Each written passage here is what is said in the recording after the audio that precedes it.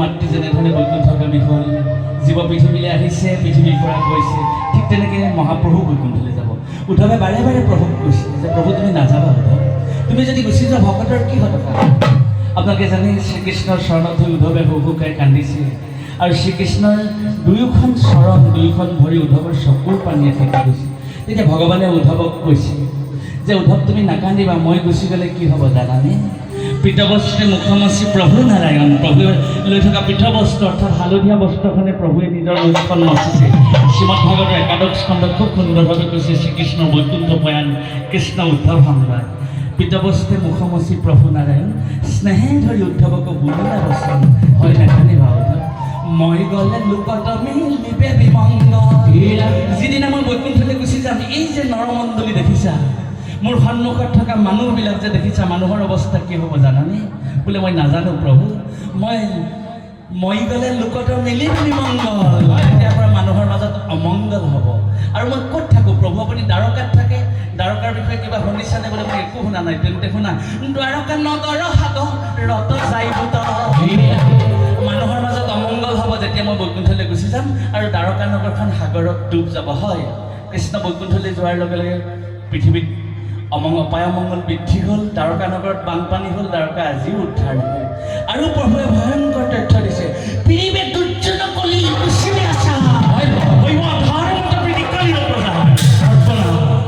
পৃথিৱীত দুৰ্যোগ কলি কুচিবে আচাৰ শ্ৰীমদ ভাগৱতত কোৱা হৈছে। আচাৰ নীতি নাইকিয়া হ'ব, মানুহৰ পিতা পুত্ৰৰ মাজত যুদ্ধ হ'ব, নিজৰ স্বামীয়ে নিজৰ পত্নীক হত্যা কৰিব, যিবিলাক এতিয়া ঘটনা পৰিঘটনাবিলাক পৃথিৱীত চলি আছে। পৃথিৱীত দুৰ্যোগ কলি কুচিবে আচাৰ হৈব ধৰ্মত কলিৰ প্ৰজা, কলি মানুহবিলাক অধৰ্মী হ'ব। তেতিয়া ভগৱানক উদ্ধৱে কৈছে, তুমি এনেকুৱা এখন অপায় অমংগলে ভৰা সংসাৰত মোক থৈ নাযাবা, মোকো লৈ যোৱা প্ৰভু। তেতিয়া ভগৱানে কৈছে, সেই উদ্ধৱ, মই তোমাক কাষতে বহাই বৈকুণ্ঠলৈ লৈ যাব পাৰিলোহেঁতেন, কিন্তু তুমি বৈকুণ্ঠলৈ যাব নোৱাৰা। কাৰণ এই যিসকল ধৰ্মজ্ঞ লোক পৃথিৱীত থাকিব, তেওঁলোকক তুমি কৃষ্ণ কথা দিব লাগিব। তুমি আমি দুয়ো গ'লে মিলিব লুপ্ত হৈব কেন ইটো ভকতিৰ ভক্তিতত্ত্ব নাথাকিব। আৰু ভকতি হৃদয়ত নাথাকিলে জীৱৰ কি হয় জানেনে? ওৰাম ভকতি বিহনে শিৱ যাইব ৰখাতল, হেন জানি পৃথিৱীত থকা ভকতি যদি হৃদয়ত নাথাকে, জীৱবিলাক আপোনা আপুনি ৰখাতললৈ যাব, তেওঁলোকক ৰখাতলৰ পৰা তুমি উদ্ধাৰ কৰিব লাগিব, তুমি পৃথিৱীত থাকা।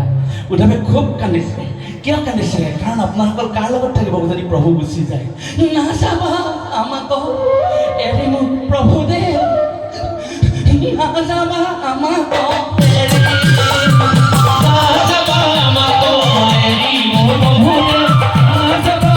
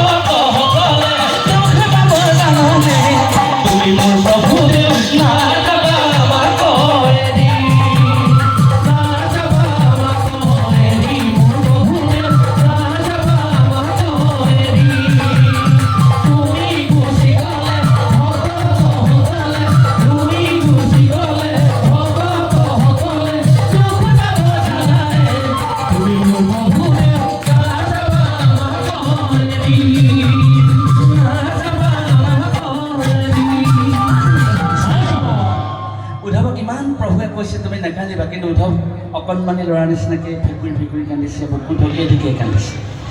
তেতিয়া ভগৱানে তেতিয়া বৈকুণ্ঠলৈ যাব। উদ্ধৱে কৈছে প্ৰভু তুমি যদি বৈকুণ্ঠলৈ যোৱা, দ্বাৰকা নগৰখন যদি সাগৰত বিলীন হৈ যায়, মানুহবিলাকৰ মাজত যদি অপায় অমংগল সৃষ্টি হয়, যদি মানুহক কলিয়ে গ্ৰাস কৰে, পীড়িবে দুৰ্জন কলি গুচিবে আচাৰ হৈব অধৰ্মী দিকমত প্ৰতি কলিৰ প্ৰজাৰ, মইনো কৃষ্ণ কথা কাক দিম, তই দান দিবলৈতো এটা পাত্ৰ লাগিব, মই তোমাৰ কথা কাক ক'ম প্ৰভু। তেতিয়া ভগৱানে উদ্ধৱক কৈছে তুমি কাৰ লগত থাকিবা? লাজেৰে গুণ গায়া নাচে আনন্দতে, জগত পবিত্ৰ কৰি লাজমান কাটি কৰা, অৰ্থাৎ জীৱনত গাহস্থ সংসাৰকো তুচ্ছ জ্ঞান কৰি প্ৰভুৰ নাম চৈতন্য অৰ্থাৎ কোনে আপোনাসকল পৰমাৰ্থিক মহাভক্তসকল, আপোনাসকলেই জগত পবিত্ৰ কৰি আছে বুলি কৈছে, আৰু আপোনাসকলৰ সংগতকে মহাভক্ত উদ্ধৱক কৃষ্ণই থাকিবলৈ কৈছে। হে ৰাম মোক লাগি প্ৰেম আচৰি নজাৰ মনে, নেৰু তাৰ হৃদয়ক সখী গৰ্ব, নেৰু তাৰ হৃদয়ক সখী গৰ্ব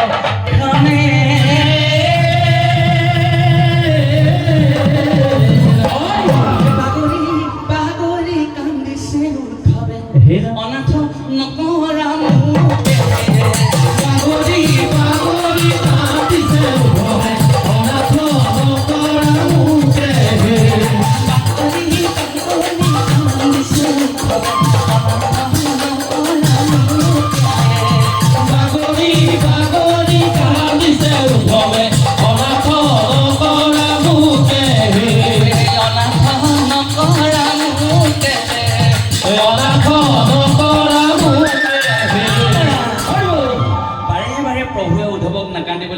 উদ্ধৱে কান্দিছে। উদ্ধৱে সংশয় হৈছে প্ৰভু তুমি বৃন্দাবনৰ পৰা গুচি আহিলা মথুৰালৈ, আকৌ কিন্তু গোপিনীসকলৰ খবৰ ল'বলৈ সময় নহ'ল, মোকহে পঠাইছিলা গোপিনীসকলৰ খবৰ ল'বলৈ যোৱাচোন। গোপী উদ্ধৱ সংবাদত মহাপ্ৰভু শ্ৰীমন্ত শংকৰদেৱে খুব সুন্দৰভাৱে লাগিছে। মোৰ যদি তেনেকুৱা দশাই হয়, তুমি যদি মোক দেখা নিদিয়া মোৰ কিয় দশা? আপোনালোকে জানে শ্ৰীকৃষ্ণই উদ্ধৱক কৈছে মই জীৱনত কাক ভাল পাওঁ শুনা, মই একো নাজানো প্ৰভু, আমাৰ সাংসাৰিক জীৱনৰ লগত সম্পৰ্ক থকা প্ৰাসংগিক এটা কথা কৈছে। ব্ৰহ্মাহৰ সলাই উধ লক্ষ্মী প্ৰিয় যায়, মই ব্ৰহ্মাক ভাল পাওঁ, মোৰ বিনন্দীয়া সংসাৰখন ব্ৰহ্মাই সৃষ্টি কৰিছে, আমাৰ কৰ্তব্য পালন কৰিলে আমি ভাল পাওঁ। আজি অখিল গগৈ ছাৰৰ ঘৰত নাম গাবলৈ আহোঁতে আমাৰ সকলোৰে গাহস্থ সংসাৰৰ দায়িত্ব আছে। কোনোবা যেনিবা মিললৈকে যাবলৈ থাকিলে, কোনোবা যেনিবা কঠীয়া পাৰিবলৈকে দৰকাৰ হ'ল, বোলে মই নামৰ পৰা আহোঁ তুমি এই কৰ্মটো কৰি থবা, যেতিয়া সেই মানুহজনে সেই কৰ্মটো কৰি থয় আমি নৈতিক স্বীকাৰ কৰি তেওঁৰ ওচৰত আমি কৃতজ্ঞ প্ৰকাশ কৰোঁ। সেইকাৰণে ভগৱন্তে কৈছে ব্ৰহ্মাহৰ সলায়ুধ লক্ষ্মী প্ৰিয় যায়, মই ব্ৰহ্মাই মোৰ বিনন্দীয়া সংসাৰ সৃষ্টি কৰিছে, মই ব্ৰহ্মাক ভাল পাওঁ, মই শিৱক ভাল পাওঁ, সংসাৰখন মোৰ সংহাৰ কৰিছে, মই বলুভদ্ৰক ভাল পাওঁ, অৰ্থাৎ সলায়ুধৰ কথা কৈছে। আমি একে ককাই ভাল, একেলগে ডাঙৰ দীঘল হৈছোঁ, আমি প্ৰতিজনে নিজৰ আত্মীয়সকলক ভাল পাওঁ, কিন্তু তাতোতকৈ কাক ভাল পাওঁ? ব্ৰহ্মাহৰ সলায়ুধ লক্ষ্মী প্ৰিয় যায়, মই লক্ষ্মীক বেছি ভাল পাওঁ, কাৰণ মোৰ জায়া মোৰ পত্নী, মই তেওঁৰ লগত জীৱন নিৰ্বাহ কৰিছোঁ। হয়, আমি প্ৰতিজন গৃহস্থই সকলোতকৈ ভাল পাওঁ নিজৰ পত্নীগৰাকীক, কাৰণ এখন ঘৰৰ পৰা আমাৰ ঘৰখনলৈ লৈ আহিছোঁ, ঈশ্বৰেও কৈছে। কিন্তু তাতোতকৈ কাক ভাল পাওঁ? তাহাতে অধিক মোৰ দেখাইতো কায়া, কিন্তু উদ্ধৱ তাতোতকৈ আমি বেছি ভাল পাওঁ মোৰ দেহাটো। হয়, উৰণ বুৰণ ভ্ৰমণ গজন চাৰিমুঠি জীৱই সকলোতকৈ ভাল পোৱা সম্পত্তি হ'ল নিজৰ দেহটো, দেহটো অবিহনে কোনেও ভাল নাপায় কাকো। কিন্তু ভগৱন্ত ব্যতিক্ৰম, ভগৱন্তে কৈছে তাহাতে অধিক প্ৰিয় তুমি ভকত জনৰ বিনা নাহি কেবা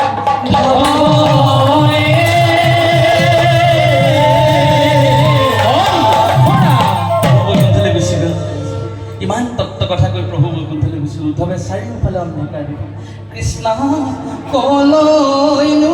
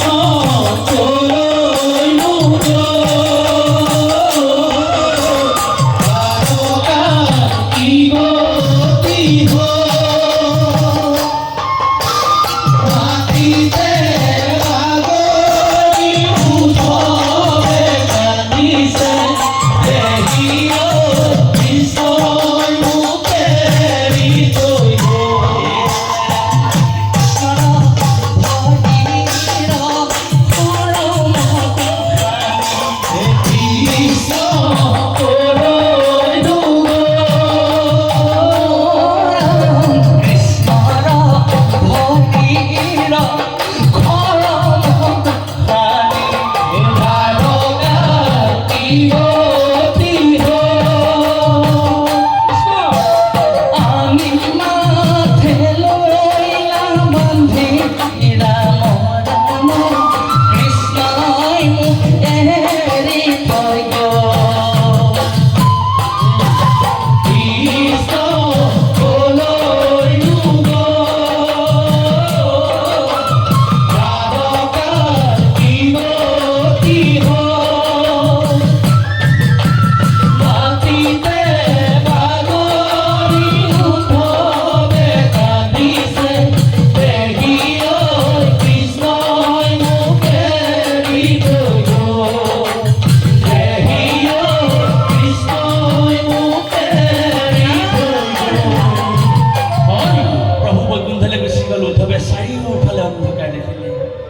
কাৰ লগত জীয়াই থাকিব আমি যদি সঁচাকৈ কল্পনা কৰি চাওঁ এটা বিস্তীৰ্ণ এলেকা যদুবংশ কেইদিনমানৰ আগত সমূল অঞ্চল ধ্বংস হৈ গুচি গ'ল চকুৰ আগতে নিজৰ মাজত হতাহতি লাগিব একমাত্ৰ জীৱনৰ সম্বল হিচাপে ভগৱান শ্ৰীকৃষ্ণ আছিলে কৃষ্ণ যাওঁ বুলিয়ে গুচি গ'ল দ্বাৰকাখনতো থাকিবলৈ ঠাই নাইকিয়া হ'ল দ্বাৰকা সাগৰত ডুব গ'ল কাৰ লগত জীয়াই থাকিব আমি যদি সঁচাকৈ কল্পনা কৰি থাকোঁ জীয়াই থাকোঁতে গোটেইখিনি সম্পত্তি মোকেহে লাগে কিন্তু কোনো যদি মানুহ নাথাকে জিলাখনকে যদি মোক দি দিয়ে মোৰ কিবা অৰ্থ আছে মহাভক্ত উদ্ধৱৰো তেনেকুৱা হ'ল প্ৰভু তুমিতো নাই দ্বাৰকাও নাই যদুবংশও নাই কিন্তু মহাভক্ত উদ্ধৱে কি কৰিব এতিয়া মানুহটো মৰো বুলিলে মৰিব নোৱাৰে মৃত্যু আহিব লাগিব মানুহৰ উদ্ধৱৰ পৰম ভাগ্য শ্ৰীকৃষ্ণই পৰিধান কৰা পিন্ধা খৰমযোৰ পৃথিৱীত থৈ গ'ল বোলে কৃষ্ণৰ ভৰিৰ খৰম দুখানি আনি মাথে লৈ নাবান্ধি কৃষ্ণ বুলি কৰি কন্দন চলি গৈ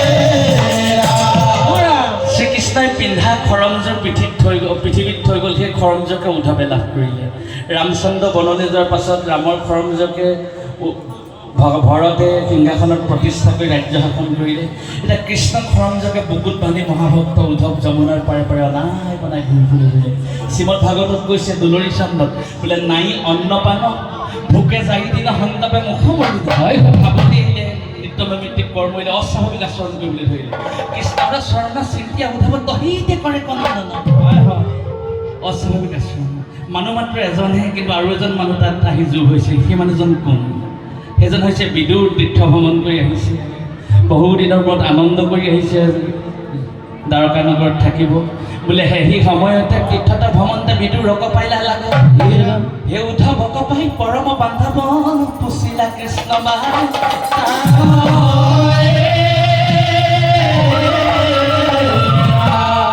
বিদুৰ দৌৰি আহিছে আৰু একেটা উশাহতে আহি উদ্ধৱক সুধিছে বান্ধৱ উদ্ধৱ ভালনে ৰামকৃষ্ণৰ ভালনে বসুদেৱ দেৱকী ভালনে একেটা উশাহতে উদ্ধৱক বিদুৰে সুধিছে তেতিয়া উদ্ধৱে বুকুৰ জুইকুৰা যেন ডাওঁকৈ জ্বলিছে এনেই মৰিলোঁ ঋষিৰ সাপত তাতে দিলাহি ধানৰ ভাপত তেতিয়া উদ্ধৱে বিদুৰক এই খবৰটো দিছে সংবাদটো দিছে কোনটো সংবাদ আমাৰ অখিল গগৈ ছাৰৰ মাতৃ যিদিনাখনি বৈকুণ্ঠগামী হৈছে বিয়োগ হৈছে চিকিৎসকে হওক বা কোনোবাইতো কাৰোবাক খবৰটো দিব লগা হৈছে বোলে তেখেত বৈকুণ্ঠ প্ৰয়াণ ঘটিলে বা তেখেতৰ মৃত্যু হৈছে বা বিয়োগ হৈছে এই যিটো বাৰ্তা শ্ৰীকৃষ্ণ বৈকুণ্ঠলৈ যোৱাৰ প্ৰথম বাৰ্তাটো শ্ৰীমদ ভাগৱতত উল্লেখ আছে আপোনালোকে জানে মহাভক্ত উদ্ধৱে বিদুৰক দিছে শুনাহে বিদুৰ প্ৰাণৰে বান্ধৱ প্ৰভু আৰু